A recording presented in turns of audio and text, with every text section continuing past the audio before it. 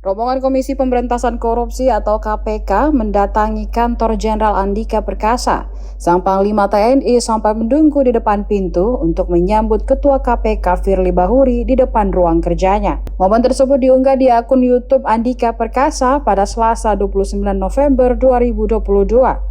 Dalam keterangan video, Panglima TNI menerima kunjungan sekaligus audiensi Ketua Komisi Pemberantasan Korupsi Firly Bahuri bersama jajarannya yakni Wakil Ketua KPK di kantor Panglima TNI Subden Merdeka Barat dan Mabes TNI Jakarta. Pertemuan yang berlangsung santai tersebut membahas terkait kerjasama antara lembaga negara, dalam hal ini mendukung program-program pemerintah yang dapat dilakukan bersama antara TNI dan KPK.